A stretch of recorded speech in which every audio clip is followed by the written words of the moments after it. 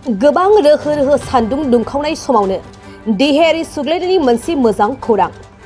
नाथाय मोजां खौरांजों लोगोसे सुबुंफोरनि थाखाय मोनसे सांग्रांथिबो। बोथोर बिफाना सांग्रांथि होनाय बादिब्ला दिनै क'क्राझार जिल्लानि सिङाव अखाजों लोगोसे गोबां गोख्रोंथिनि अखा खोरोमनाय जागोन। क'क्राझार जिल्लानि भावरागुरि सार्केलनि सिङाव गोग्लैनाय खमैबो मोन 30सो गामिफोराव अखा आरो गोबां खोरोमनायनि मिजिं दं होननानै बिफाना सांग्रांथि होनाय जादों। दिनैनि अखा खोरोमगोन समाव बेफोर गामिनि एबा ओनसोलनि सुबुंफोरखौ बायजोआव ओंखारालासे न' सिङावनो थानो बोथोर बिफाना सांग्रांथि होदों। मख'नो गोनांदि दासान्दि आसाम रायजोनि गुबुन गुबुन जिल्लाफोरनि अनगायैबो बिटिआरनि दरब्रै जिल्लायाव गोबां सान्दुं दुंखावनायजों सुबुंफोरनि गरमखौ सहायनो हायैखौ नुनो मोन्दों।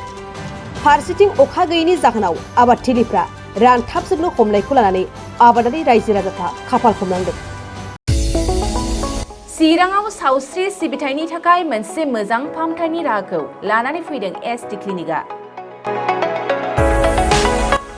आथिखालाव सुबुंनि देहायाव नुजाथिबाय थानाय डायबिटिस बेरामनि थाखाय मोजां फाहामथाय होयो एसटि क्लिनिकआ। चिरां जिल्लानि SBI काजलगाव ब्रान्चनि लांगोनायाव फसंनाय एसटि क्लिनिकआव डायबिटिस बेरामनि अनगायैबो फाहामथाय होबावगोन लिभारनि जेंना आरो माखासे सरासनस्रा बेमारफोर। बे एसटि क्लिनिकआव डायबिटिस बेरामनि फाहामथायखौ होगोन जर'खा फाहामगिरि डक्टर समित देबा। नोंथांमोना फुं आरो मोनाबिलि समावबो बे क्लिनिकआव फाहामथाय लानो हागोन। डक्टर, लेबरेटरि, मुलि, ECG सिबिथायनि खाबुफोरखौ बे एसटि क्लिनिकआव मोनजोबगोन।